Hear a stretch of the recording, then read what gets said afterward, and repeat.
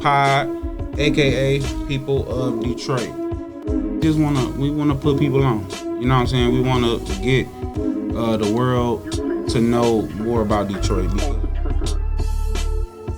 Well, what makes us different at the Pod is that we want to have real stories by real people and it displaying real triumphs. At the end of the day, in Detroit, one thing we know how to do is hustle harder.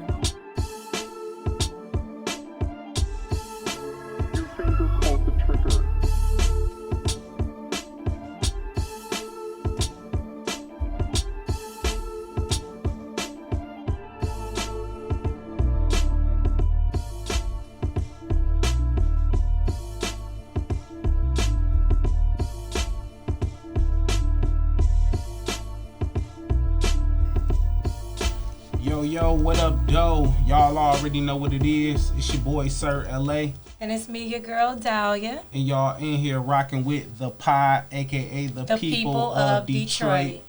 And today, ladies and gentlemen, we got a very, very special guest in the building. Yes. A legend in his own right.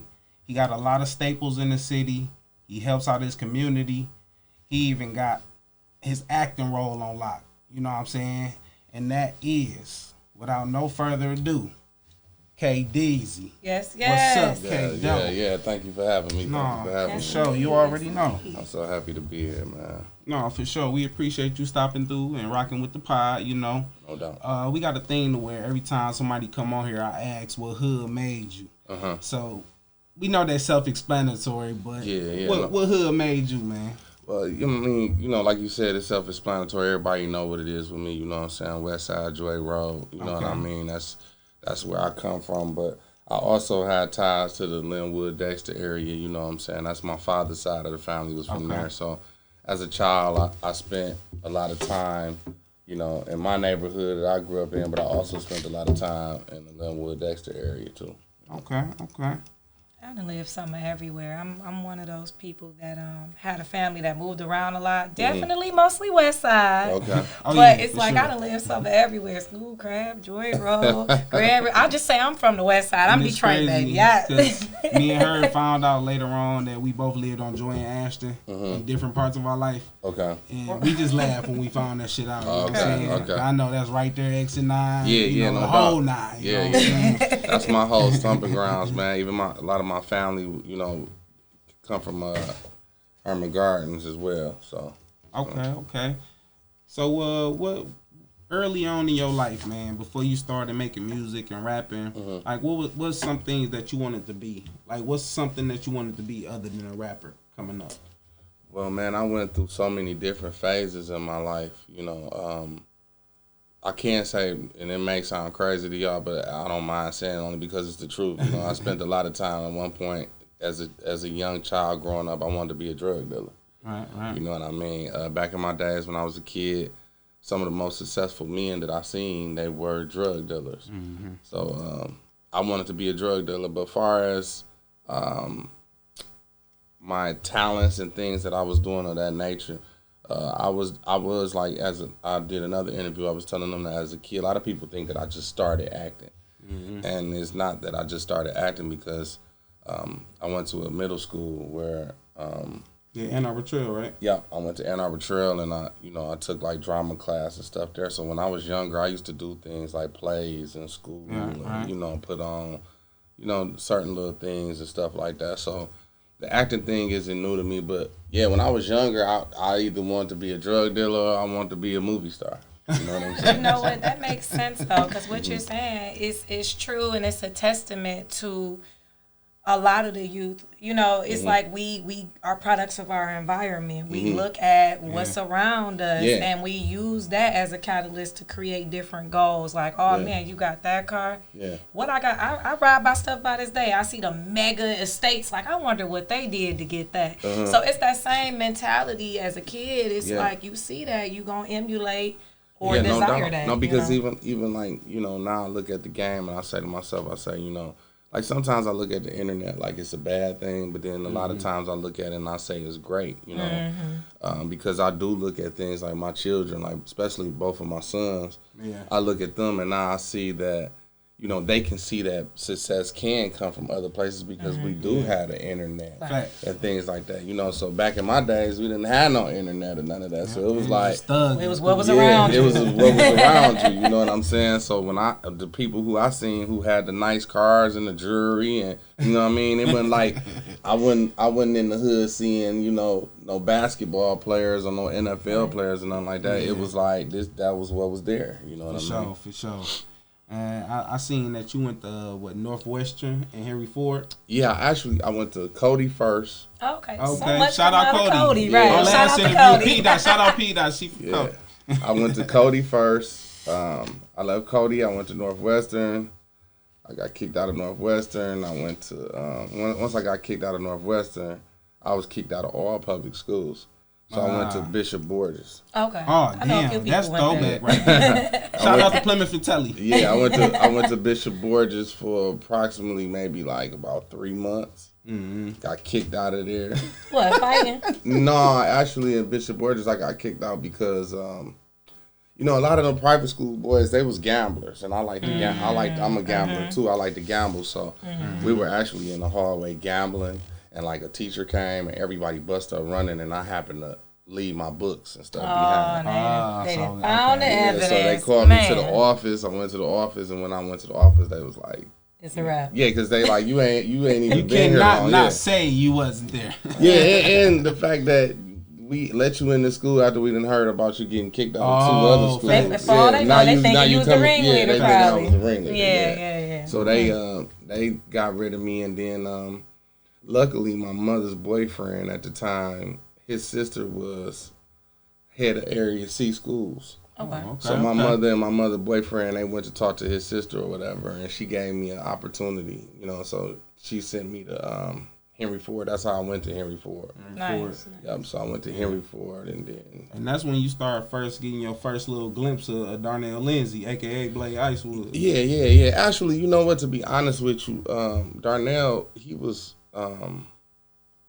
somebody that, you know, I always would hear things, you know what I mean? But when I went to Ford was when I did start, I was able to put a face with the name, you know what I'm saying?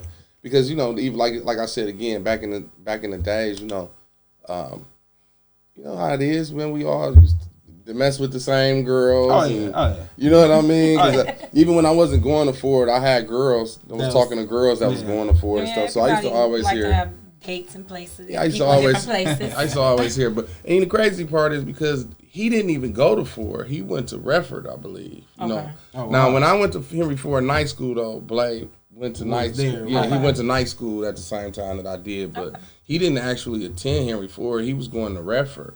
You know, but his name was just, you know, ringing so much that he was the man. No doubt. For sure. Yeah, and I know I read somewhere that you had lost your pops when you were 9. Yeah. You know what I'm saying? Yeah. And when I seen that, I kind of felt the way because I just lost my pops in this past April. I'm sorry to hear that. It's about to be a year now, but I'm sorry to hear that, man. I appreciate that. Yeah. So it's like when I seen that, it made me want to ask you, like, how did that affect you into becoming the man you are today? Well, man, you know, that's a good question because, you know, like I could remember, you know, even though I was young when my father died, I remember so much about my father. I remember so many times, and I remember things that, you know, my dad stood for and what he was on, you know what I'm saying? So, you know, after my father passed, especially with me being the only child, it was like, okay, like, you know, like what do I do? What do I do now? You know what I mean? And I'm thankful. I'm thankful that my father has some great brothers. You know, shout out to my Uncle Roddy. Shout out to my Uncle Tony, my Uncle Gerald. Shout out to the fam. It takes a village. Shout out to them. I love them, man, because, you know, they did the best that they could do and they stepped up. You know what I mean? I didn't see situations where people, you know, young kids aren't as blessed when they lose their father at a young age. Yeah, that's true. And I agree because, you know, I had this conversation with a couple people. You know, I'm not saying mothers can't do it because I've been a single mother for quite some time, you know, but I do feel like identity and self-esteem and a lot of core things in ourselves come from, you know, having that presence of a father in the household. Definitely, especially for young men. You know, as a young man, you know, you need that. You know, because mom is one way and dad is one way. Which when you have both of them, you get that balance. Right. You know what I'm saying? So. Right. So you get that discipline and that nurturing. Yeah, you definitely need that. But I was blessed, man. God truly blessed me to have some strong men who were in my life and who wasn't afraid to, you know, step up to the plate and grab me and put me under their wing. You know, and especially like my Uncle Gerald, man. He was everything to me when I was younger. You know what I mean? My Uncle Gerald, he taught me these streets. He taught me the game. You know, and some people may even look back at that and they may go, well, he shouldn't have did, you know what I mean, did this, but my uncle knew with the environment that I was growing up in, he knew that I had He taught you how to survive. Yeah, I'm about to say that. Yeah, he taught me how to skills. survive. Yeah, sure. so you know, I will forever be grateful for that. He could have not did shit. You know what I'm saying? Yeah, no just doubt. wandering and bumping your No head doubt. trying to figure it out. Regardless of what it was, he could have just said, Yeah, whatever. no doubt, man. You know what I'm saying? So I'm definitely thankful for that. And hearing you say, you know, you needed, you know, different people to motivate you and inspire you growing up after your dad. What the name Larry O mean to you? Oh man, Larry O is my big brother. You know, me and Larry O, we grew up in the same neighborhood. You know what I'm saying? Me and Larry O, we grew up approximately about 5 blocks away from each other, whatever. Okay. And I want to say I think I'm like 3 years younger than Larry O. So Larry O, he was the guy in my neighborhood who he was young and he was close to my age, but Larry O was having shit. You know what I mean? Like my brother Larry O, he always was having shit. You know what I'm saying? Because he was off in them streets at an early age. Not because he was spoiled or some shit, you know what I mean? Like he was off in them streets at an early age. So, you know, Larry O taking me up under his wing and you know, even him, he kind of molded a lot of the things that later on in my life, you know, led me to certain shit because being around Larry, I was able to be known as a young cat that was around people who was having shit. And being respected at a young age. Yeah, you talking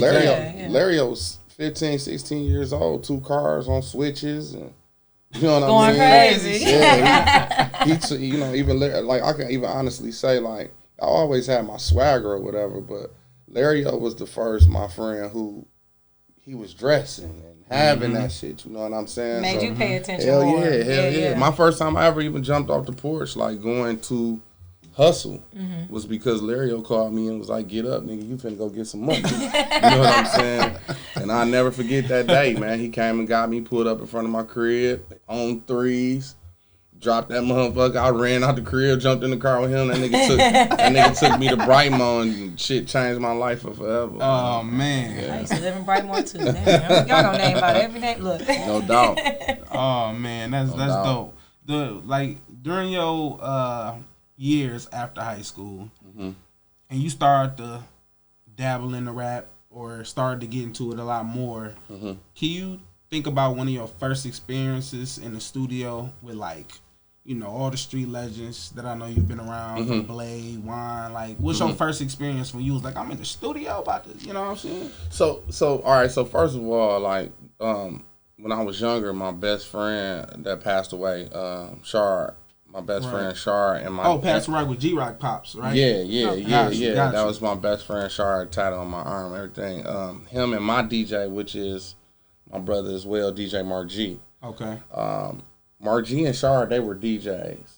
And I was always good at, like, I could rock the mic, you know what I mean? Like, I that's what we did together. They would DJ and they would make sure I had the mic and I would, you know, keep the party. So I was doing that stuff, like, in high school. And later on in life, like, even with me with the Street Lords, I had so many different connections to them, you know, like Jesse, for instance. Jesse was from my neighborhood, so I used to always see Jesse. Okay. Rook was from Plymouth. He was from Plymouth Square, which that's where my auntie lived at. You know what I mean? My grandma lived there for 20 plus years. And Rook and like one of my homies that used to be in my crew or whatever when I was younger, him and them two didn't get along. So it was always kind of like a little beef there or whatever, but never really in between me and Rook personally. It was like, you know how I go guilty. Just you know, it's around. Yeah. So it was that. then like even me and Juan got his haircut at the same barbershop as me. So I there was used always to, some type of connection. yeah, I used to always see Right. Juan, and then once Shard was in a situation with G Rock Dad and all of that, that was another Right. thing where I was, you know what I'm saying? Then even with situation with Blade, I had went to school with Blade, and we knew each other from the streets, and so as I got older, the crazy part about it is because I didn't come around the street lords like rapping. I was the young nigga who I could move that bag. You know what I'm saying? I could move that bag. So a lot of them would, they would keep me around and stuff because I was a young nigga who was known for that respect there for your moving craft. that bag. So I used to always be in the studio. I used to always go to the shows with them, but I just had never, said that I was gonna rap or whatever. Right. It just got to a point one day where, because every time they would have a show, like they would be booked for a show, right? And y'all got to keep in mind about who the Street Lords are. You know what I'm saying? So you're talking about a rap group of all young millionaires. All had money before, no record deals, no none of that. They had everything. Already coming in bosses. Already had cars, already had jewelry, so I'm saying that to say that their hunger for the rap wasn't all the way there. Mm-hmm. So every time they would do a show, it would be like one of them would not show up. At least one. Sometimes 2 or 3 of them wouldn't show up. You know what I mean? So one particular day, my first time I did it, we had a show with Snoop Dogg. And I went to the show with them, and when we got there, Blade had just got a new car that day. Okay. So Blade was out doing his thing, flexing. He was like, he was like, I ain't. So I'm shining. I don't feel like sweating and working. Yeah, right. He didn't feel like rapping or whatever. So what ended up happening was everybody was like, gave me a mic, like, nigga, you gonna be Blade today. You know what I'm saying? Fuck it. Let's get it. Yeah, so I went out there on stage with them, and I rapped all Blade stuff. You know what I'm saying? And it was like, after that happened, it happened a couple more times. Like, it was times where I was Juan. It was times where I was G-Rock. It was times, you know what I mean? Mm-hmm. So after I kept doing that, I started falling in love with the stage and part the performance. of it. The performance part of it. So that's how I, at some point, I was like, I'm like, wait a minute. I'm like, I got some money. I'm doing everything y'all doing. I'm with y'all. I'm like, I think I could write me a verse or two. You know, I got some shit to talk about. You know what I'm saying? I want to know when you wrote your first verse and you was ready to record it. Mm-hmm. When you get in there, you one take jaked it, or you was just stumbling everywhere? No, I was actually good because again, I'm a musician. I play several instruments and stuff like that. So keeping time and stuff like that. Mm-hmm. That was clockwork for me. Dope. But I will say this. My first time I ever rapped, everybody bust out laughing. Everybody was laughing at my verse. You know what I'm saying? My verse wasn't really popping like that. So I had to get my shit together. Yeah, he was like, that motivated you real quick. Like, y'all ain't gonna laugh at me. On like earlier Street Lord shit, you would have shit that you recorded. You would go lay some shit. Then when the record come out, you be like, where my verses at? Type shit. Yeah. So that was the thing. That was another thing. That's in the beginning stage. Yeah. No. But hear me out, because I love that you even said that, because rest in peace to my brother Yacht, man. Like, rest in peace, Yacht. Yeah, man. Rest in peace to Yacht. I really I miss my brother, man. You know what I'm saying? And I think back on times where, I appreciate who he was with me, right? Mm-hmm. Because a lot of times people be around so many yes men and so many, I'm thankful that I had cats that didn't mind telling me the truth and didn't mind giving me my hard criticism. That push you to go on. That's the things that made me better. And Yacht, that's how Yacht was, you know what I'm saying? So even like to say that, right? You got to remember, again, Street Lords, you talking about a group that consisted of about 8 to 9 rappers, right? Right. So 8 to 9 rappers can't fit on one song. So you got to bring your heat. Right. So what Yacht would do was, everybody, if you had a verse, spit your verse, you know what I mean? And then what they would do was him and Juan, they would break the records down to go, okay, we keeping his verse and his verse and his verse on this song. Okay. And then on this song, we gonna keep his verse and Birdman verse and such verse. Putting you know the what I mean? Together. So I would spit. I had on Platinum Masterpieces, I had I spit probably on like 4 or 5 songs. And the day the CD came out, I'm like, in my head, I'm like, yo, I know I'm at least on like 1 song. And I get the CD and I'm trying to read for the credits and shit. And I don't see my name. Then I'm like, pop the CD in, like, all right, let me listen. So I started listening to songs that I knew I had rapped on. Right. And I didn't hear my voice nowhere. And I was like, oh shit. So then I called Yacht, like, bro, you ain't not one verse. He's like, oh, Deezy, you got to get back to work. That was real, though. Yeah. That was one of those moments for me where when I didn't make Platinum Masterpiece CD, I was like, oh, I'm about to take this shit serious. Because the first, it may be the first, but I believe it's called I'm Gonna Shine, Homie. Mm-hmm. That song, that was like your first song that you was like, I'm on this bitch. Yeah. That I'm Gonna Shine, Homie was my first, because what happened was Blade was working with AK at that time. Okay. And but we actually went over to the studio, and then Blade was like, yo, I gotta get y'all on a song. And I say that like because he was talking about everybody that was from the Dirty Glove family. Okay. Which was like me, G-Rock, Baby L, Lil Cuz, you know what I'm saying? Mm-hmm. So he wanted to get a song with us. So I sat there and I wrote it, and then I went and spit my shit, and I just remember Blade looked at me and was like, all right, you getting better. Like, you ain't there yet, but you getting better. Like, I'm going to keep your verse on this. Right, but I'm like, all right, so... But I gotta commend you though. I just gotta chime in. I gotta commend you because your outlook and your attitude towards it. A lot of people will look at certain criticism and allow it to break them down or allow it to stop that momentum. But that was fuel for you, and you kept it going. No, and that's a testament to who you are as a person. Like people with that type of attitude cannot lose. No matter how many L's you take, they gonna always turn into W's. To be honest with y'all, I love being the underdog. You know what I mean? Yeah, I know. Like I'm serious with y'all. Like I prefer to be doubted.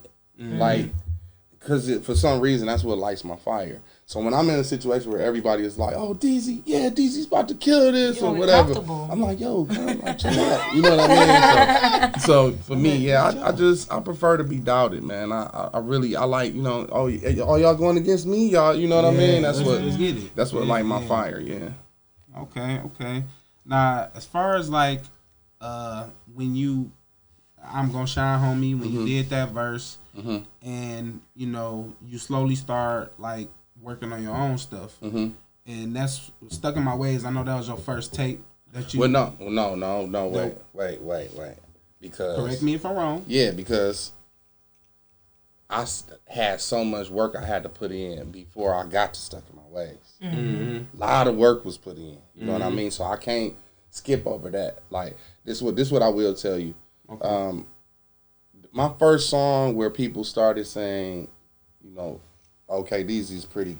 He's dope. He's there now. I did a song called How Many Niggas You Know, which was on the first Dirty Glove album. Okay. And when I did How Many Niggas You Know, that was my first time where that's when I heard myself and I was like, oh, my confidence was there then, you know what I mean? And I could feel and I knew that I had gotten better. So it was like after that, then it became a thing of, okay, so like even the Dirty Glove album, it had been done, right? Mm-hmm. And I just happened to be riding one day and I was listening, it was a CD in the car. I think I was driving G-Rock Caddy truck or something. And he had like in the CD changer, he had a CD with a whole bunch of songs on it. And I'll never forget, I was riding, I was listening to it, and I called him, and I was like, bro, I'm like, why y'all didn't put these songs out? And he was like, man, we just been holding on to them, like, we ain't even, we didn't know. And I'm like, bro, no, I'm like, you got to put this out. So G-Rock, they did know that I was a musician, so G-Rock him and Juan, they kind of, like, trusted me as far as, I went and sat in the studio with R4, shout out to R4s. Okay. I went and sat in the studio with him, and I mixed down. Nice. I mixed down the Dirty Glove album. So I sat there. Okay. So I did that first. Then I moved forward to, after I did that, Juan kind of really started trusting me too musically. Because you was on his tape. Yes. Before. So moving to that, which was when Juan dropped The Real Me. Juan really gave me the confidence all the way, because with The Real Me, he really like let me do me. Nice. And if you listen to The Real Me, like I'm on like 5 songs on there. You know what I'm saying? That was because Juan was really like, he seen that I was in my bag, and he was kind of like, go, just go. Nice. Yeah. So once I did that with Juan gave me like my full confidence then, and then it was, more and more things down the line. I didn't miss no more CDs. I didn't miss no more CDs. So if you go back and check the track record, I was on all Blaze CDs. I was on all Jesse CDs. I was on all Juan CDs. You know what I'm saying? When you mention Juan, the stories that, I've heard from, you and from Kid, shout out Kid. What I get from him and his mythology, he always seemed to be very calculated and making sure all the right pieces of the puzzle was fitting before just jumping in head first on something. And I like that because, like you was saying, it's not just about only being surrounded by yes men, but you got to also have people around you that's not just throwing stuff together, that's organized, and it's like with that, y'all definitely built something great with that mythology. Other people might be sick or upset or hey, it ain't my turn yet, but it's like with that mythology, he was really master chefing up something. Man, listen, I could say this to y'all like literally, and this is the 100% honest truth. Everything that I did, a lot of things that we did, Juan told me that everything was gonna happen the way that it was gonna happen before prophetic. it happened. That's dope. You get what I'm saying? So like even me, I always when I speak on Juan, I tell people all the time like when it comes to lyricists and like just rapping, I've never looked at myself like I was a super lyricist. You know what I mean? I just feel like I have the gift of knowing how to make hot records. Okay. When it comes down to being just a super rapper, I've never looked at myself like I was just this super rapper. You know what I mean? You got some bars though. But I'm saying to say like when I look at like I tell people all the time, Juan is like in my top 5 MCs. Period. Yeah. You know what I'm saying? Because you got to really look at Juan and go. A lot of times when people are street rappers, they can't really spit like that. Like Juan is the first one to me who was spitting that gangster shit, that real shit, but he could actually rap. Being lyrical with it. So like even with him, I tell people all the time, like I watched Juan. You can almost say believe in me more than he probably even believed in himself. That's powerful. And I say that because I watched him do things, his belief in me, I watched him do things that I seen him. He didn't do these things for himself. Right. But then he wanted you to win too. Yeah, I mean, but he saw something. You know what I mean? And I think that that's genius because that's amazing for you to be able to put your ego to the side to say, hey y'all, no, I think Dog got this shit all the way around the board. Let's do this. For sure. That's how it's supposed to be. Because even when he first believed in me, it was a lot of people that was, in his ear and was like, yo, he not ready yet. He not, you know what I mean? And Juan was like, my dog got this. Trust me. Just chill out. Watch what he finna do. You know what I mean? So, shout out to Juan for sure, man. Big shout out to Juan. I owe so much to him, man. For sure. Shout out Juan, man. I'm so glad you free, bro. Yes, you know what I'm saying? Yes, man. I know that was a long time. You could have did a lot of shit within that time frame, but hey, don't worry, bro. You out now. Yeah. It's going down. You know what I'm saying? Yes, sir. And as far as talking about the Street Lords, man, what was like? How did Street Lord Rook give you inspiration? Because I know that was your man's. Yeah. You know what I'm saying? Well, Street Lord Rook gave me inspiration because he gave me the bag. You know what I'm saying? Like I could talk about these things now because we on a whole nother page now. Those things are in the past. People that served their time, went to prison, did time, everything. Absolutely, right. So I don't mind discussing these things because even him, like I watch his interviews, he discussed these things. You know what I'm saying? So he inspired me because, like y'all got to remember, I had known Rook since, like I was in the 7th or 8th grade, right? Oh, okay. So Rook was the first person who in my life who I was really able to look at and go, this a nigga come from where I come from. Me and him damn near the same age, and I watched him get super rich. And he was my friend. You know what I mean? It's a difference when you looking across the street and you going, that nigga over there. When you can touch that nigga rich. Right it's a difference when this your man. Yeah, for sure. It's a difference when you got a friend who, like, cause even me, like, I'm not ashamed to say, like, when I was younger, I've never been like really good with money. You know what I mean? Cause I'm a giver. I give everybody my money, you know what I mean? I spend it and I have fun. I had that problem for a long time. I literally just recently became a more responsible guy with my money. But when I look back on back in the days with Rook, right? I could be in a situation where it'd be like, bro, you did what? And I'd be like, and Rook could literally be like, man, here and just change my life again and again and again. You know what I mean? Man, shout out Rook. He been putting it in, man. Oh man, for sure. But yeah, movies, all that good stuff. Yeah, no Man. doubt. And guess what, man? Even like that, people don't know Rook been doing this stuff. He was shooting one of the biggest movies, you know what I'm saying, back in the early 2000s, bro. Oh wow. He shot the movie Envy. You know, he had Ray J and all kind of people in that movie, and this was way back. You know what I'm saying? So he ain't new to this, but yeah, man, Rook just inspired me, man, because he was the first person who was like my friend who I really was like, this nigga got some real money. You know, like for real money. He make it look like, okay, I could do this shit. You know hell yeah. When this my man's, yeah. Like, I'm about to get this bag. Yeah, no doubt. No doubt, man. I want to sidetrack a little bit. I have one of my favorite questions I love to ask my guests. I want your favorite childhood memory in Detroit. My favorite childhood memory in Detroit. The one that stands out the most to you. Going to Babalo. Shout out to Babalo. Shout out to Babalo. Going to Babalo. Ain't nothing like it, especially on a beautiful day. Yeah, man. That's I mean, that was the whole thing about it wasn't Babalo, it was the boat ride. You know what I'm saying? Right. I mean, yeah, you have fun at Babalo, but the boat ride going and especially coming back, that was that anticipation. Like, oh yeah, the boat ride was everything. Yeah. Speaking of boats and what you just said, wasn't it an incident where you were about to perform and you were supposed to come off the boat?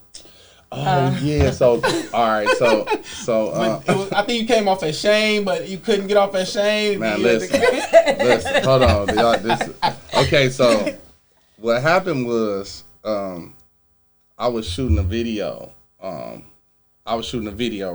that day, and it was the white party. So I was booked to perform for the white party. So first of all, on the video, I had my all white, and then somehow I was on the boat, and somehow stuff splashed on me, so I ended up getting my white wet, right? So the whole plan was like, okay, he's gonna shoot this video on he's gonna shoot this video on the boat, right? Okay. And then by the time he's done shooting the video, we're gonna be able to pull him right up to Shane Park on the boat, and he's gonna be able to hop off the boat. He's gonna be able to hop off the boat and then go right on to performing, right? Yeah. So we try to pull the boat up. Dang. The captain was like, nah. He was like, we pulled this boat to right there. He was like, the boat gonna get stuck. So we like, damn. So mind you, when I'm on the boat, I'm hearing them. I'm looking at them and I'm hearing them going, all right, there go Deezy on the boat. Oh, so they done peeped you already. Right, so I couldn't get off the boat. So what ended up happening was they ended up sending a police escort down to get me. So we went back and docked the boat, and they ended up sending a police escort to come and get me down from by you remember it used to be a Church's Chicken down there by right off Jeff. Yeah, right off Jefferson, right here. So they had a police escort come there and get me, and then they literally flew me down to Shane Park. That sounded like an iller entrance. That's that entrance sounded better than that boat. It was actually, man, that was a dope day. Like that's one of those memories. That's some me Detroit Diddy stuff right there. Yeah, so they get me down there. Now mind y'all too, y'all gotta remember what I told y'all. I don't got on no white. So the whole everybody at the white party is white. Right. I'm in all black. That's kind of sweet though. They probably thought it was intentional. I'm in all black with a blue jean jacket on and shit. So they rushed me down there or whatever. Boom. I get to the thing. It's like 50 security guards waiting. So they take me to the stage, put me on the stage and shit. I went out there and rocked out. I had a good time, but that was definitely one of those days like I'll never forget that. That's an adventure. Days, right? Yeah, that was a great day for sure. For sure. That's funny, man. But man, I know you've been doing a lot as far as your acting recently, and like as far as with you and your acting, I know you at like 10 plus movies right now, right? Well, no, actually, no. I feel like it's about 10 or more. No, I think I'm at. Like I think I'm at 7 right now. About 7 of them. Okay. Yeah, I'm at 7 movies. Because you right did now, First Lady 1, 2, and 3. Yeah, I did. And Price of Love. yeah. Price of Love, Indictment. Indictment. I did Loud Pack. That's I 6. did a movie that's getting ready to come out right now. I did this movie with Babyface Ray and Icewear Vezo. Oh, dope. Okay. Dope. Which is a movie called what's the name of this movie? Oh, Playing for Keeps. Okay. So Playing for Keeps. So y'all be looking for that when it drop. Playing for Keeps will be coming soon. I had a ball again. I had a ball shooting. Them like my little bros. You know what I'm saying? So being able to be around them for that amount of time, and a lot of talks and conversations, and being able to study together and work together, that was a great experience. So be on the lookout for that. Okay. But yeah, I think I want to say that's got me at like 7 right now. Okay. Yeah, sounds about right. Because you started doing plays, right? Like in the beginning. Yeah, man. And was Meet the Parents? Was that your first play you did? Well, my first big play. Yeah. First big play. That's right, because you have been acting since adolescence. Yeah. So my first big stage play, where I was actually like starting or whatever, was Meet the Parents with Clifton Powell. Okay. Yeah. Shout out to Kamal Smith. He gave me that opportunity, so I definitely got to shout Kamal out. Okay, for sure. Because I know you did like 3 plays all together, correct? Yeah, like after 2 or 3. So after I did Meet the Parents, I did another play. What was the name of that play? With Delicious and DJ BJ. Oh, Ultimatum. I was gonna say I do remember the Ultimatum. That play. Yeah, I did the Ultimatum. That was cool. And then I did another play Out of Town. Okay. How was that experience, man? How was that when you working with these people? You say Clifton Powell, working with vets like that, man, and you out here just, you know what I'm saying? So like with me, right, everything that, like I was telling you out there before we even came in, everything that I do when I get into something, my main objective is to learn as much as I can, learn about what it is that I'm doing, you know? Right. So even with me, once I had the opportunity to spend all this time with Clifton Powell, sponge. I was a sponge. Yes, indeed. And he and luckily he was such a great guy that he loved that about me.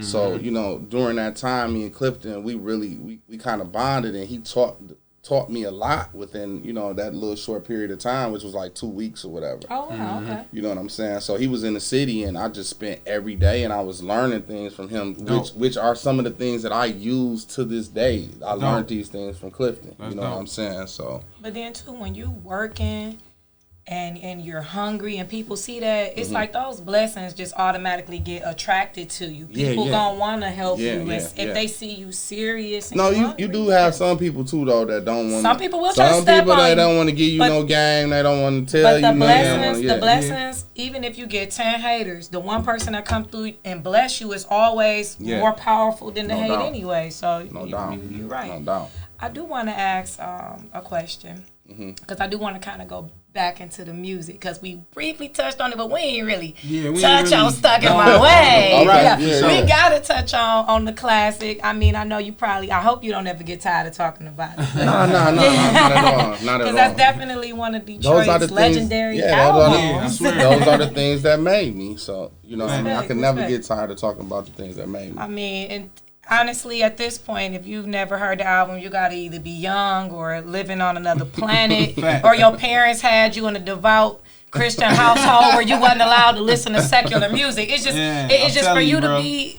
I used to bang Stuck in My Ways so much because every song bang. Man, so it's just like, and then they all you can actually listen to the songs. You know what I'm saying? Yeah. So I know wasn't Bang your first song you recorded for Stuck in My Ways? Yep, Bang. Actually, so Kid, he had it's a long story with that, and I know we don't have the time to just break all of that down, but Kid, Juan got with Kid or whatever, and Kid was under the impression that he was getting ready to work with Juan, but really the setup was Juan was trying to alley me. Right. So Kid, he sent a beat CD with like 2 beats on it, and he really, the thing was, he was just like, if he writes a dope song on one of these records, I'll be interested in working with him. So you love the challenge. Yeah, right, exactly.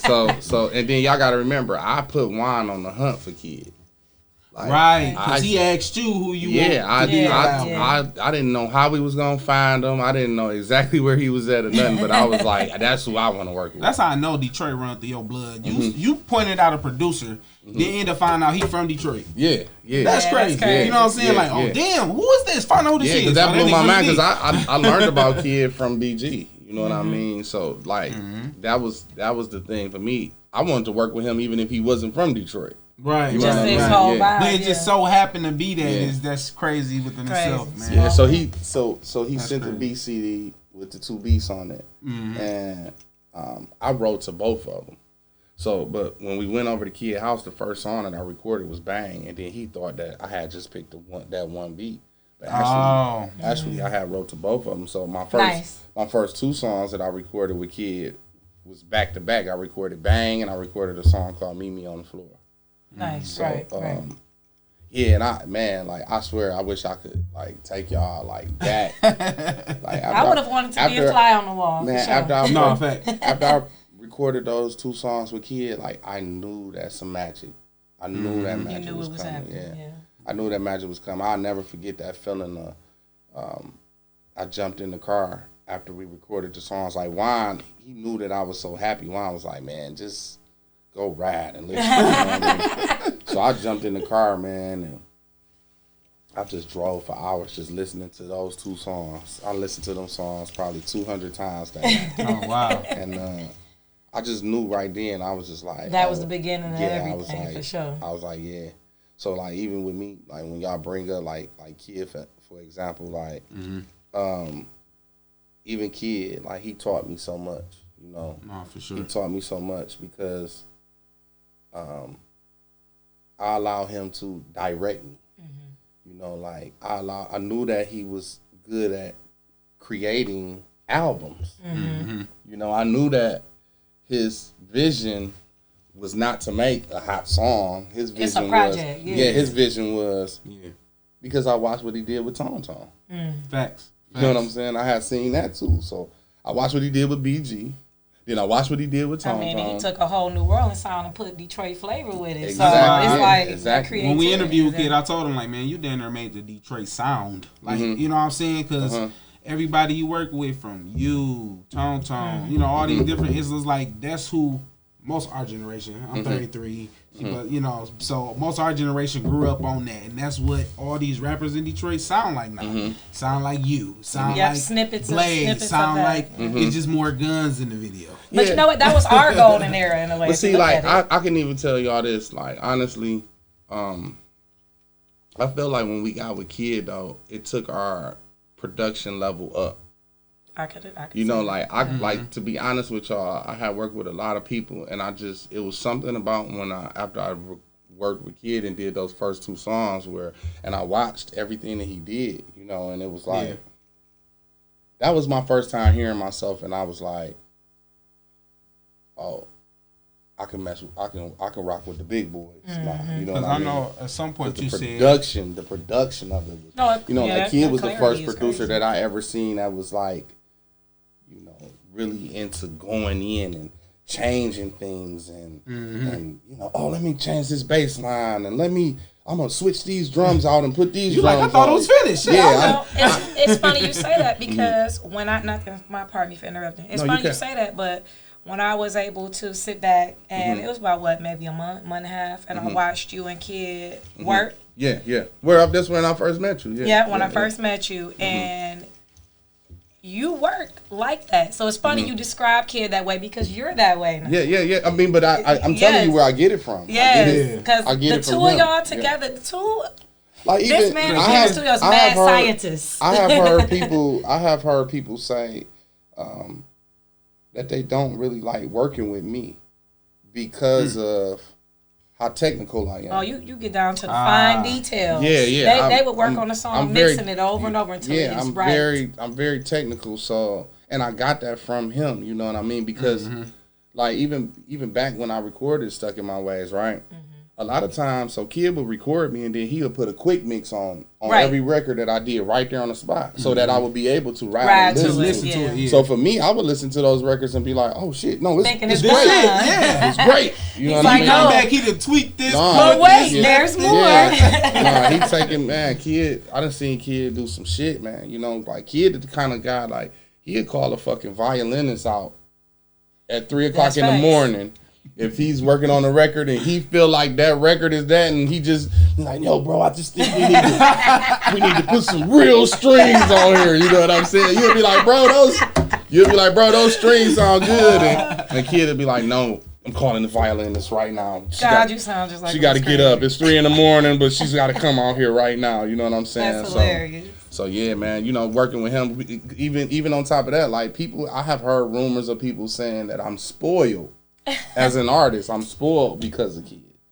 So, but you know that could happen, because I could tell you this just from me being around. I learned a lot. So now when I go into situations, I was fussing at him. He made me get on the mic. It had been years, and he made me get on the mic not too long ago, last year. Oh, yeah. And and he's like, well, you need to. I'm like, I don't double my voice. I don't do that. But that's something I got out of from working with Kid. He taught me how to. See, because look at this. Even pay attention to what we're talking about right now, right? Yeah. We're here talking about an album that is still the shit. Still 20 years, damn near but almost 20 years later. Y'all put that work in there. So when you go into the club, think about what we're talking about here. We're talking about, I'm going in a club and I'm hearing a record that I recorded 20 years ago. Almost 20 years ago. Damn near 20 years ago. And everybody still go crazy. And it still sounds like it's beating harder than the shit that you're hearing now. Facts. So that goes to show you alone that, no, he making music to stand the test of time. Timeless, for sure. And I can definitely say, you know, you two cooked up an incredible project that's going to be timeless. It's going to forever be a part of Detroit history. So we gotta acknowledge the gift and the curse. The gift and the curse. Well, got the infamous art cover, the whole nine. Imagine spending so much time trying to top it. Man, but now it's not about topping this. Yeah, I know now. I'm in that mental space now. But you couldn't tell that to the guy. But I could understand that 8-9 years ago. I can understand because you're spending so much time going, I gotta top this. Yeah, you mentally in your mind like, I gotta live up to this. So it's like you gotta push yourself. I can understand that. Which is another reason why y'all don't see Deezy with 9, 10, 12 albums. Because for years, I spent years searching for not even necessarily the sound, but that energy, that vibe, maybe. The overall, like I say, we talking about, come on, man, 20 years, man. Yeah, that sounds crazy. This mute, like, do y'all understand? Sometimes when I go out and I hear my songs, like I be about to throw up. Because you done heard them shits about 50 times, man. I heard them songs 5,000 times before anybody heard them motherfuckers. You hear me? Fact. So it's even like me, sometimes I have literally I was in a club last night and I was going, these people are really still going crazy to this shit. I hear it. It's what it is. It's just, but look of it like a Basquiat. Yeah, that's what I'm saying. It's like say you go get in the car right now. You go put some 90s shit on that you still listen to this day. It's just like that. You created some timeless shit that ain't nobody gonna be able to say shit about. It's undeniable. You know what I'm saying? I know you probably like, man, damn, they playing fucking shit in my hood. But you know what? But it's like, for them to still be playing that shit and no nigga still gonna turn up. Next time y'all interview any DJ, especially from Detroit, right? Okay. Ask them, say, when y'all got them in this seat right here, say, have you ever been out and seen Deezy out?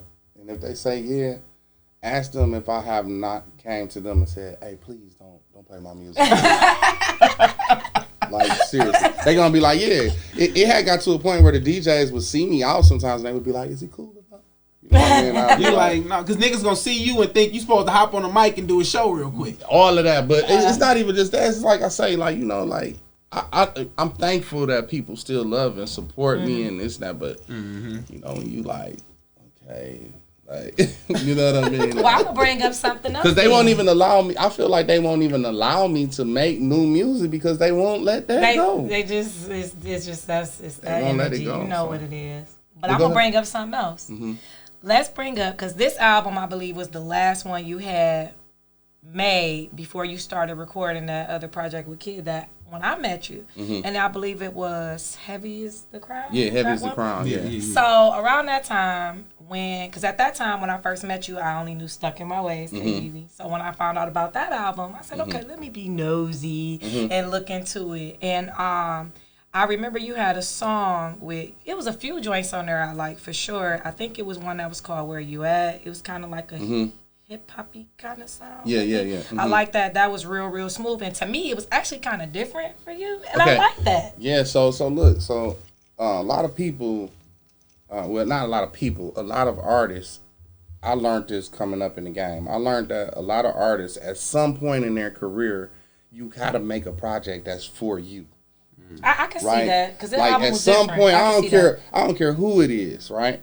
At some point, every artist has to make an album that's for them. That one album when they say, I don't care what y'all want, I don't care what y'all want. It's your release. This is about me. Yes. This is about me getting out what I want to get out. And that's what Heavy as a Crown was for me. Because, I had suffered, I had been in a bad car accident in 2012. Yeah, I was going to bring that up too. Yeah, I had been through the car accident. Then after my car accident, my doctors were like, they didn't never see me being able to perform or even rap for that matter because they thought I was going to have breathing problems, right? So after I went through the whole process of, I guess you could say, healing myself. Or you had to release. Yeah. Then after I went through that, I went through a year and a half of fighting the case from my car accident. Okay. Wow. Which was something that I went through a lot because, I was, first of all, I had just rehabilitated myself. You know what I'm saying? Then now all the legal issues come. So it's like more stuff. Yeah, and then it's embarrassing. They put me on the news about me being in a car accident and DUI. You know what I'm saying? So I was embarrassed by that.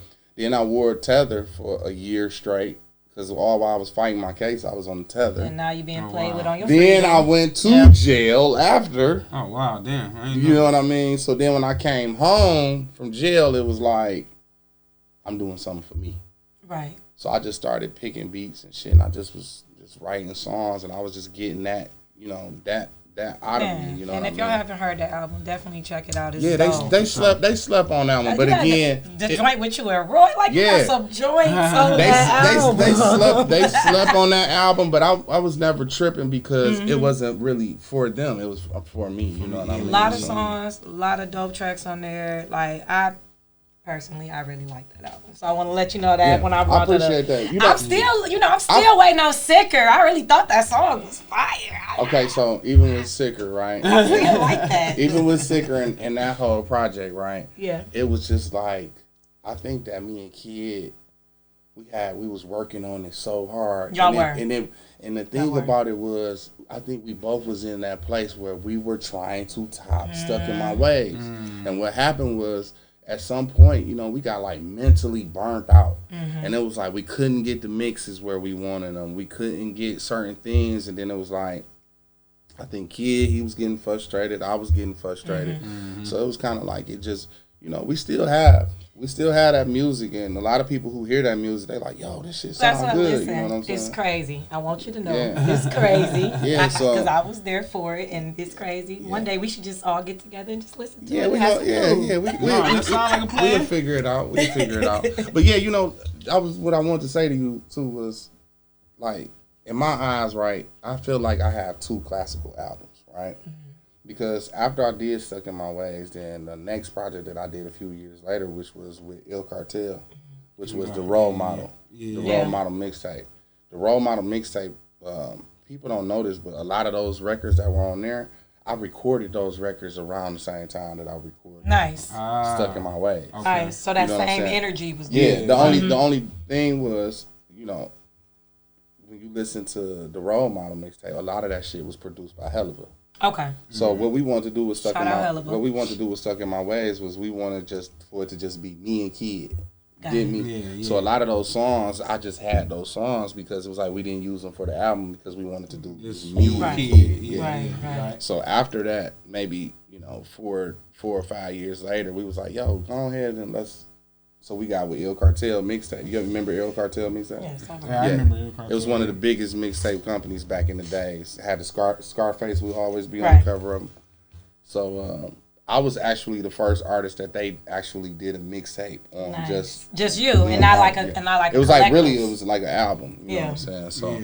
So but when you even that album, when you list a lot of those records, hit records on there, Go Nuts, Rollin', Paper.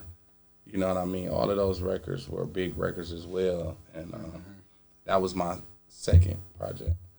So those two, I feel like those are classics. And it was like if you look at the cover, that was when I first cut my braids off. I went through a lot of stuff about that. It was a lot of people who. A lot of people loved the haircut, and then a lot of people was like, no. Like, they wasn't ready for the change yet. Yeah, they wasn't ready for the change. They wanted the braids still, you know what I'm saying? So, I don't know, the braids kind of gave that grimy element. I can see that. I can see that. The Go Dumb Boys, are y'all still doing like stuff? No doubt. So the Go Dumb Boys was started by my brother JR. Okay. So even with the situation with JR, it was like Jay was in the middle and he was able to, Fat Face and Ray Nate. Those were his homeboys, and he was able to say, well, okay, here I'm gonna bring these my two homeboys. I'm gonna bring him here, and then I'm gonna bring G Rock and K Deezy. These my two homeboys. So we all came together, and it started off. The Go Dumb Boy situation started off as us just having fun, just going. We was balling and partying every day, shopping every day, and it was like, all right. We went to the studio one day and did a song, and then one song led to 20-something songs, and I looked up and we had a double. Y'all was ready. Okay, let's get it. Yeah. So I mean, as far as the love, is still there. You know what I mean? But as far as us as a group making music. Nah, we haven't done that in a long time, but even the Go Dumb Boys, that was an experience for me that I really had fun and enjoyed myself because right before the Go Dumb Boys, I was in a place where I felt like I had hit a ceiling. And that's a really weird place to be in too. Yeah, it's like you're grateful, but then you feel stagnant, and it's like, yo, it was like, where do I go? Yeah, what do I do? You know what I mean? I got to a place where I was like, I done rocked every club.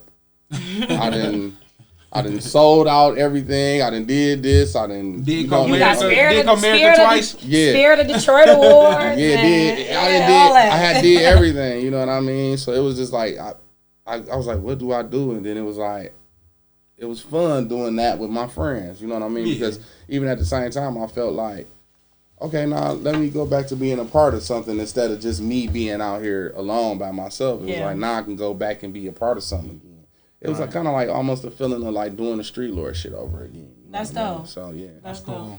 And then sometimes, being in the collectives, it makes you feel like you a part of a cause that's bigger than yourself. Exactly. So especially when you got the right energies in the mix, it's like everybody is cooking up something special. So that's dope. Especially when you come from that kind of environment, every now and then you need that. Mm-hmm. So like imagine, like me and G Rock always discuss how, us as a group back in the days, we all motivated each other because we would be in the studio together, and I might be looking at him across the room, and I'm going, ooh, I'm about to finish my verse before him. And I'm thinking in my head, like, ooh, I got to make this. My verse got to be sweeter than that. Right. So sometimes you need that competitive spirit around, you know what I'm saying? So a lot of times that happens when you're working with a group, or you're doing, working with your people or whatever. So. Right. Now, and Stuck in My Ways, you had a song on there called I'm Sorry. Mm-hmm. How that song make you feel, man? Oh man, I still like bro, like that record, I put it to you this way, like when I first heard that record, when I came to the studio and Kid just had the beat playing, I like literally put Kid out the room and I closed the door and I just sat at the board and I don't know what was wrong with me, but I just started crying. Like before I ever wrote one word to that song, it was like the tears was an just energy, pouring out You know what I mean? And I was just like, and then it seemed like once I got done with the tears, it was like I picked up a piece of paper and a pen, and it was like my pen just was doing this on its own. You know what I mean? But again, the direction of kid, you know what I'm saying? Because he was able to bring that out of me because he was like, yo, okay, I get it. You a gangster, you balling, you shopping, you partying, you fucking hoes, you doing this, you doing all of that. But now, guess what? He was like, yo, the people want to know what's up in your real life. So I was like, whoa. I'm like, okay. So then I had to sit down. So the song I'm Sorry is wrote to my firstborn child, which is my daughter Vashani. Shout out Vashani, I love you. All right. It was to my mom, and it was also to my granddad, who had recently passed away right before I met Kid. And my grandfather was like everything to me, man. Like I was really like a granddad's boy. You know what I mean? Him and my grandmother, they like my world. So. I was able to just in that song. I'm glad, man. People never ask me about stuff like that. You know what I mean? Yeah, like, and that's what we try to do, man. Yeah, we try to make when we bring people on here. We try to bring out meaningful we try to ask them stuff. Yeah. You know what I'm saying? I love that. I'm glad that I came here today, even to have this conversation. Without a doubt. A lot of times when I go do interviews, people don't really be asking me shit that I really, you know what I mean? So I'm glad that I came here today. But as far as that song, I'm sorry. That's crazy that you said that because I'm Sorry is like one of my favorite songs that I ever did. Oh wow! And that's because it means so much to me. You know what I mean? If you got opportunity or you got time, anybody who watching this, go listen to that song. Go to YouTube and listen to I'm Sorry. Yeah. And that's why I asked you because I knew that touched somewhere. I believe that you'll be able to hear the pain. I believe that you'll be able to hear how I really felt when I wrote that record. So what I love and respect is when masculine alpha men understand that you're still who you are and you can still be that way and be vulnerable at the same time. That don't make nobody, less of a man to express themselves and really show you something real, so I appreciate and respect all of that that. stuff comes with growth and maturity. Absolutely. You know what I mean? A lot of these, like, even now when I look at it, it's more like when you look at artists like Rod Wave, for instance, right? Yeah. I feel like him being at the age he is and being able to display and put that kind of that pain, that pain, that vulnerability out there. Yeah. I really commend dudes like him because, being that young and being able to do that, that's something different. Like even me, I'm a totally different person now than I was when I was 25-year-old Deezy. You know what I'm saying? So even me now, like, just as a man, as an alpha male, whatever you want to call it, I'm in a way better space now. I'm more confident. I don't really care about people's opinions. And experiences will do that to you too. Yeah. No doubt. Yeah, for sure. No doubt. That's why I tell even like all the young dudes who I'm cool with, I try to, every chance I get, I try to get them some game and discuss certain things with them because that's the thing about it too with artists. Artists are never really taught about what do you do after you're not hot no more. See, a lot of times when you're young, everything that you're doing, you think it's gonna last it's for forever. Instantaneous. Right. I don't even care if you sell. This is like right now, the young kid that's out there and he's selling dope and he winning right now. He balling. He flexing. Thinking about he all flexing the on the things. ground. Yeah. In his mind, I guarantee y'all, he think it's never gonna stop. This shit forever. Yeah. He think. I'm telling y'all right now, if you was to ask him, you think you'll ever be broke again, or you think he'll probably be like, no, hell no, fuck no, hell no. Probably throw some money in your face. Yeah. But and I feel like, because even like now when you look at a lot of things, you go, it's all the mental health awareness and stuff like that. Yeah. These things are serious things. Do y'all understand some of these artists, the level that they're reaching and the things that they're doing? Yeah. They're never going, I don't care what's going on in their life, they're never going to be able to say, I'm going to go get a job. Yeah, without, no. So it's like, that's where that big piece come in too, where they always say 10% talent and the rest is business. If you got a business mind, you're going to always survive. If your business ain't intact. And then it's like, even like me, like I have a lot of friends and associates who are rich people. Like I'm talking about real rich people, right? Right. And even them, I watched them go through financial things and stuff like that. Yeah. But even them, due to their experiences in life, they knew what to do. Prepared, they knew how to handle it when it came. Yeah. So even far as like with me, the one thing that I just try to teach the youth is, find you something else too to get into, to fall back on, find you some other things that you're passionate about doing, because that's why you seeing so many, the suicide rate going up, and you seeing, because people, when certain stuff is in it for them, they losing their minds. Yeah. They don't know what to do. And I can understand it, because I've been there myself before. Once you reach a certain level of things, it's hard for somebody to be like, yo, go get a job. Or you like, well, I'm me. I'm me. Yeah, so I would say just to chime in, and I always give little tidbits of information and lessons. So with that being said, piggybacking off of my bro here, proper preparation prevents poor performance. Remember those 5 P's. Yes. All right, what's going on, Sorry? I know you, Sorry. I was I was gonna ask Deezy, man. Through your illustrious rap career, bro, and all the experiences you've been through, bro. What was something that stood out in your mind, or what was a favorite memory from you doing music or doing shows or meeting people? Like, what was like a moment you like, dog, I'll never forget this. This happened, whoop-de-whoop. Besides the Diddy day.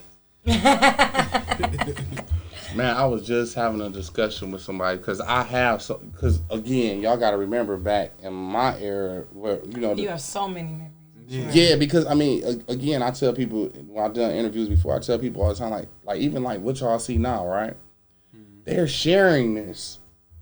You get what I'm saying? Like Doug is sharing this with Payroll, Vezo's sharing this with Babyface and Peasy and all of them. They're sharing this. Whereas for me, at my point in time, I didn't share this with nobody but Tone Tone. Right. It wasn't, So I'm saying that to say that a lot of moments were created because it wasn't people to share it with, really. So it was like, okay, such as, I don't like the name drop, but such and such is in town. They want to hang with somebody and they want to know that they're okay, and everyone, oh, he's with Deezy. So I had so many, like I could tell y'all. One day I think I'm gonna write a book about it. That'd be dope. I'm gonna definitely read it for sure. I had so many experiences, but I just want to get to what you said. Yeah. The main thing is I did some community work with man, I can't remember what the name of this group was, but I did some community work with these people, right? And they were so excited because they didn't think that I was willing to roll my sleeves up and get out in the streets and really walk the streets with them and really talk to the youth and go. They didn't think that I would do that. So when I went and did it, I did it just on who I am. You know what I mean? I felt like I owed that, because when you yell, I'm the king of the city, or you got to take care of your people. Yeah, it's more to it than just balling and flexing on your people. Yeah. You got to be able to get dirty with them. You got to roll your sleeves up. You got to get out there and help people. For sure. You know what I mean? And I knew that. So I got out with them and whatever. And maybe 2 months later, right, they reach out to Chuck and they like, we're going to have a little ceremony. We want to give Deezy something to show him his appreciation. Now, mind you, they're all Muslim. Okay, cool. So they were like, yo, they invited me to the mosque. Okay. And I got to the mosque, and it's like 1,000 Muslims there. Oh, wow. All to see me.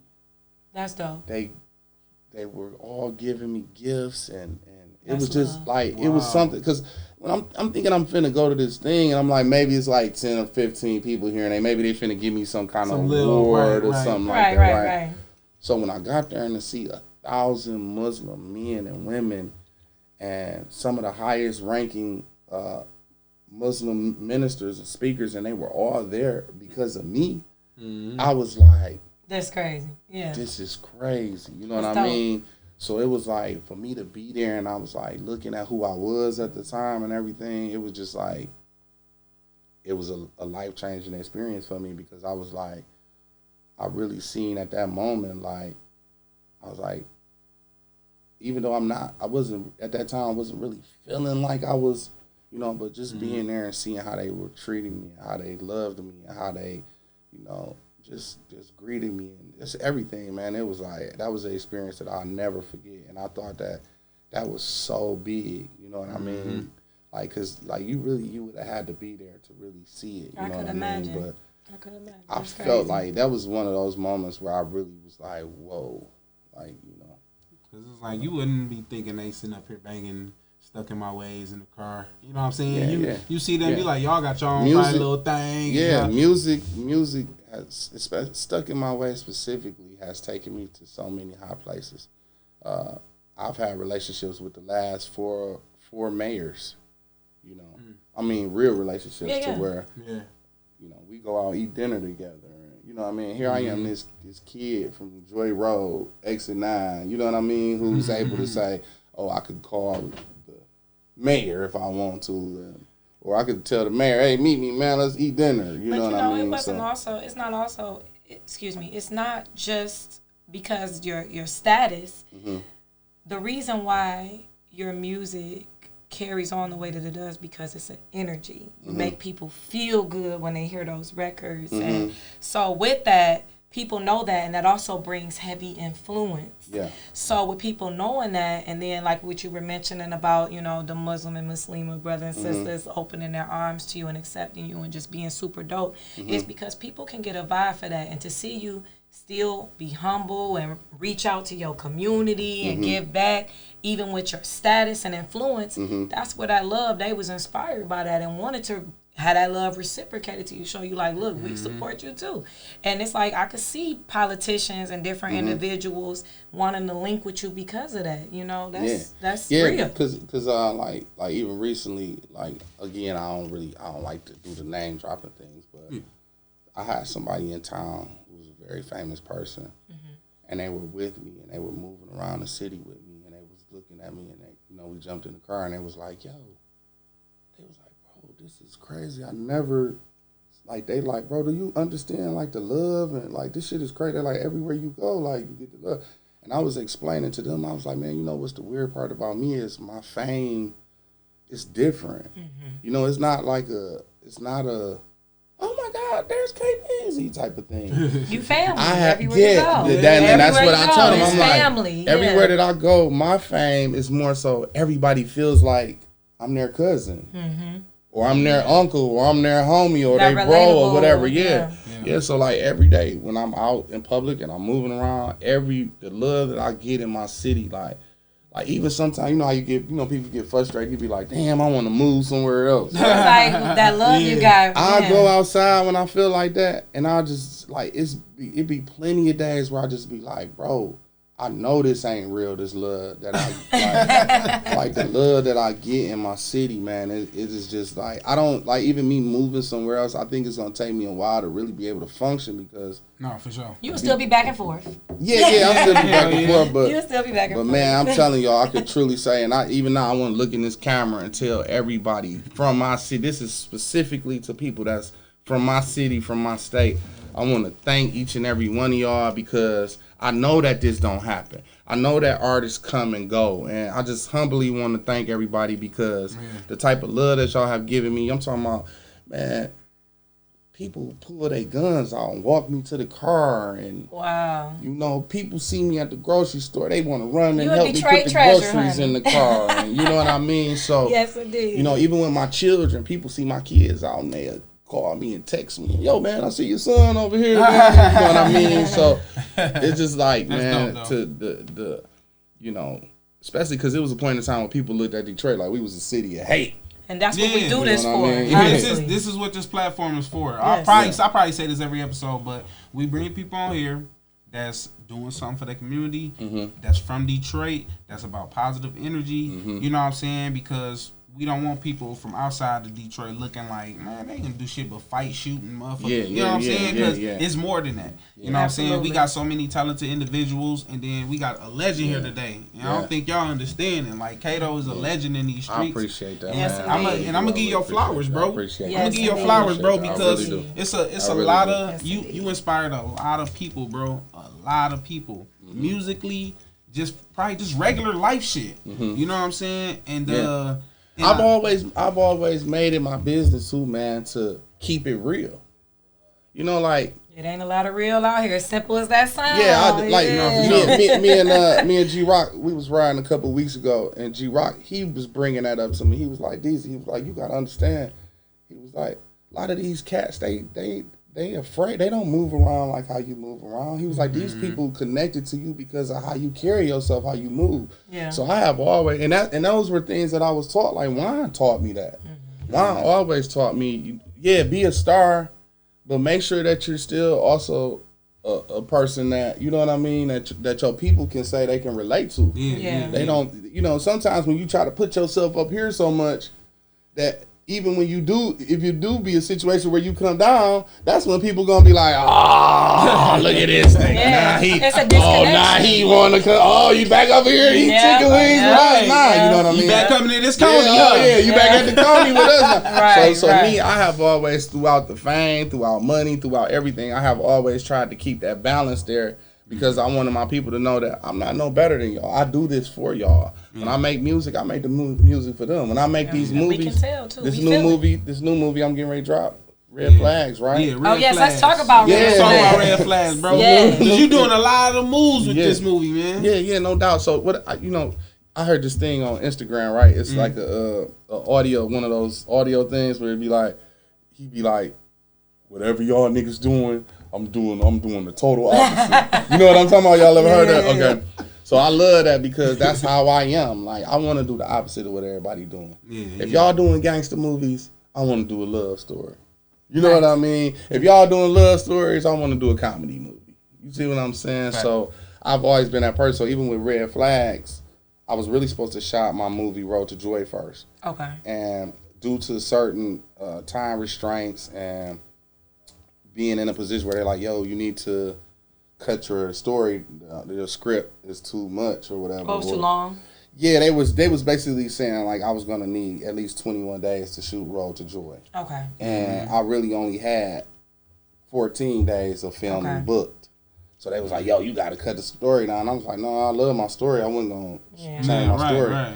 So I just sat down myself one day. I was like, you know what? I'm going to write my own movie. And the first thing that came to me, I was looking on Instagram and I was just looking at how many people be going through like relationship problems and stuff like that. Okay. And I was seeing how people talk about the red flags. Yeah, that's been a big thing trending. Yeah. So I just started writing, a story or whatever, and I wanted to touch on that. I wanted to touch on black love and the things that happen in relationships and how relationships go sour and they start off good. Sometimes you be so in love that you don't see the red flags. Yes, indeed. Especially early on. Yeah. Especially early on. So that's everything is perfect. So that's what the movie Red Flags is about. Red Flags is, and it's a little bit of everything. It's a comedy. It's a love story. It's it's your first drama. You wrote and directed, and everything else. I wrote it, produced. Period. Directing and starring in it. Y'all hear that? Master of all trades, okay? Yeah. Just because Kato in the building, I need everybody out there to put your hands up. Hey. Rest in peace, Icewood. Hey. I hit that play with one hand, too. Hey. But no, man, we gonna wrap it up, man. I feel that we kicked it with you, and you most definitely touch bases on a lot of stuff, man. Man, I could sit here with y'all. Yeah, that's what I'm saying. After rapping, it's okay. We can kick it after we rap. I could sit here and talk to y'all for hours, man. Me and Dahlia, when me and Kid was working on that project that she was telling you about, it was crazy because Kid was bragging on her so much before I actually got to meet her. And then when I met her, right, I was like, okay, I see why he's bragging on her so much. You know what I'm saying? I enjoyed that time that I spent with you because we had some great conversations. Yes, and I hate bullshit conversations. I hate gossiping. I hate that. I be wanting to get with people and talk about real shit. Yeah, for sure. And me and you, we had a lot of great, real conversations about spiritual things and faith and, You know, it's just real shit in life. So I definitely enjoyed that time, and I seen why Kid was bragging on you so much. I appreciate So even that. once y'all reached out or whatever, and y'all was like, yo, I'm like, I told Chuck, I was like, I gotta go sit with Dahlia and talk with Dahlia for sure. So I appreciate sure. that. So, I do man. want to. And this guy right here, come on, man. Well, I'm glad you like the situation, because I knew that you would, and with LA, he definitely does his homework. Okay, Yeah, like we no sit doubt. down and we No doubt. make it happen, and we No always doubt. want to show our guests in the And best light. every time I see him, he is the same person. Fact. Same person. Same person every time I see him. The love is there. You know, he speak. Never, you know what I mean? Because some people, you'll be like, you'll see him one time, you'll be like, I don't know what tip that person on, but you know what I mean? But just good dude too, man. So just. But before we let you go, though, I do want you to tell, for some people, I mean, it's clear who you are, but for some people who may need to know where to find you and any other new projects you got coming out, let the people know about that. Well, y'all can follow me at The Real K Deezy. That's on Facebook and Instagram. I have Twitter too, but I don't really. Y'all know. Yeah, I ain't did I don't Twitter really in use about the Twitter 10 in years. Y'all know I'm old I don't be school. tweeting. Y'all know I'm old school. Facebook, so IG, yeah. I'm still not actually. I use the internet enough to get things done. To do what I have to do. But for the most part, I'm still not the internet guy. Right. Like I'm not really there. So y'all ain't gonna really see KDZ TikToking. And, you know what I mean? I'm not knocking nobody, and It's just we get in your a money. certain I just- era. yeah. We from a Exactly. certain era, Yeah, you I'm know. just- I I'm get not- it. I'm not really doing that, but y'all can follow me on all social media platforms at The Real K Deezy. Be on the lookout again, like we just discussed about my movie Red Flags. Yes, Oh, yes. yeah. This is a movie once again that I wrote, produced, directing, and starring in. And for me, it may not mean nothing to you, but for me, it's like a hell of an accomplishment. That's I'm a so hell of a excited. milestone. Yes, it is. Yes. I feel like this movie is going to do some great numbers, and it's going to be huge all around the world. And Detroit, this is for you. This is another W coming for us. You know what I'm saying? So For sure. So everybody, make sure when my movie does come out, please come out and support. Please come out and just share this moment with me. You know, we got to remember that a lot of these things we doing is moments that we won't get back anymore. Yeah. So, you know, now I'm really into making sure that as much as I can, I try to share the moment with my people. So I hope y'all come out and share my moment with Because me. the pod, we definitely going to be in the building for Yes, sure. yes, You hear yes, me? yes. Y'all coming on set. Hey, let's do Hey, it. coming We on here. set. That's Let's what do I'm talking it. about. Y'all coming We on gonna set. get it all. We gonna do it all for sure. But again, K-Do, K-Deezy, I was gonna start off calling you Kenneth Allen because I'm like that's his movie name, y'all. No, listen. Even like with that, right? Once you get to a certain age, because I used to be tripping about somebody saying my real name. You know what I'm saying? But nah, man, I'm older. I'm in a better space and all of that. Yeah. I love my name because Look, that's that distinguished yeah, vibe. I love my name. You know what I mean? So yeah, you can call me that. Hey, much love. You my dog. You can call Much me love. that. See, y'all heard it first. Yeah. You feel me? But greatly appreciate you stopping through, bro. I'm so glad you can come through. We can give you your flowers, and you can talk about your life and what you did and been through. Mm-hmm. You always welcome back. You know what I'm Indeed. saying? Without Anytime a you doubt. got something going on, come Yeah. on, us. We got Always you. Anytime. welcome back. Anytime. Look, come Anytime? on. Hey, anytime. You got Y'all something heard going on, that, we got right? you. Anytime. They said anytime. Yeah, and this is documented too. So Documented, right? Yeah. So I will be back when Red Flags get ready to come out. I'm coming on here Hey. exclusively just to talk about the movie. Hey, I'm gonna let's bring get it. some of my cast Yes, with me. indeed. These two are coming on set Yes, while indeed. we're filming to do interviews and stuff. So Yes. it's just gonna be a whole great experience. So Detroit and whole rest of the world, thank you for your support. Keep watching our movies on Tubi. Yes, yes. And no, they're not local Detroit movies. So stop saying that. everybody just always Stop says- saying that because I be traveling the world now, and more people know me for movies than they even know me for music. Okay, So, holla at your boy. Tubi, I need another check. Hey, you heard it here first, people. But in the meantime, in the between time, y'all already know what it is. It's your boy Sir LA. It's your girl Dahlia. And it's your boy K Deezy. Whoa, whoa. We in the building. Thank y'all for rocking with the pod, aka the people of Detroit. West Side. Man, I'm scared like the red coats coming, nigga. You all alone in these streets, cousin. You all alone in these streets, cousin. For every rhyme I right, it's 25 to life. Man, don't be scared like the redcoats coming, nigga. You all alone in these streets, cousin. You all alone in these streets, cousin.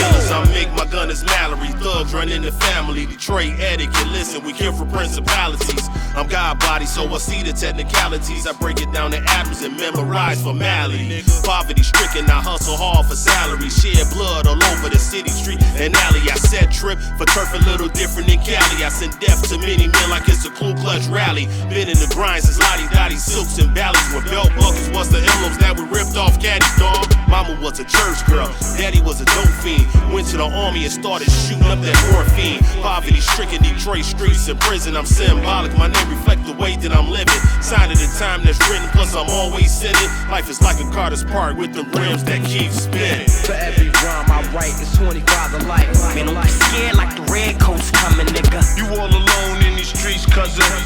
You all alone in these streets, cousin.